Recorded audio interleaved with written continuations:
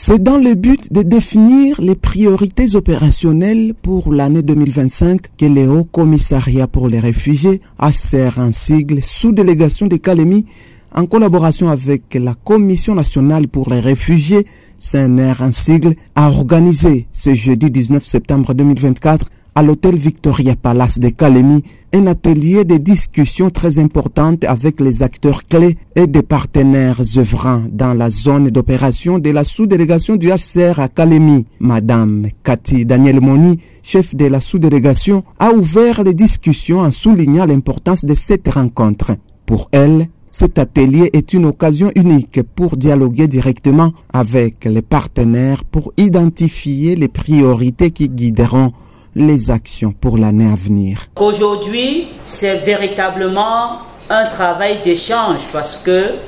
les uns et les autres vont nous aider à mieux comprendre et à mieux capturer les informations contenues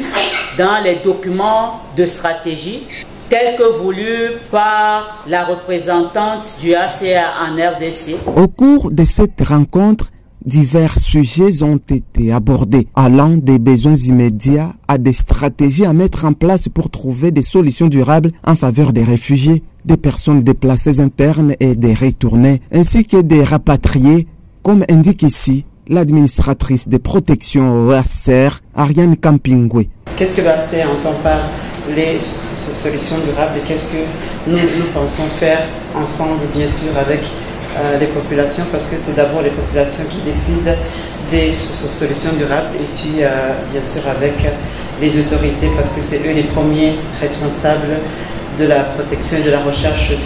de solutions durables pour les personnes en situation de déplacement forcé. Les participants ont également partagé leurs expériences et leurs idées sur les meilleures pratiques à adopter. Ils sont répartis avec une vision claire des priorités à mettre en œuvre tout en saluant l'engagement et la collaboration du HCR avec ses partenaires qui constituent d'après eux un pas important vers une planification plus efficace et inclusive pour répondre aux défis croissants auxquels font face les réfugiés dans cette région, indique le coordonnateur provincial du service de la protection dans le Tanganyika, Moume Abdallah Sangui. Toutes les 7 priorités du HCR collent avec les 6 priorités du gouvernement provincial. Donc on sent que le partenaire est en train de travailler dans les priorités du gouvernement provincial. C'est vraiment un appui de qualité et l'atelier, nous remercions vraiment pour l'organisation de cet atelier. Emerim Boukap, administrateur des programmes au HCR Kalemi, affirme que les discussions fructueuses ont jeté les bases d'une planification collaborative essentielle pour garantir un soutien adapté et durable aux réfugiés dans la province du Tanganyika. Il ajoute que cet atelier a permis de renforcer les liens entre le HCR et ses partenaires tout en établissant les défis et les opportunités qui se présentent pour 2025. Contrairement aux différentes années précédentes, nous avons dès le départ, dès le niveau de la planification, dû travailler avec non seulement nos bénéficiaires, mais aussi nos partenaires gouvernementaux, de manière à être le plus précis et le plus efficace possible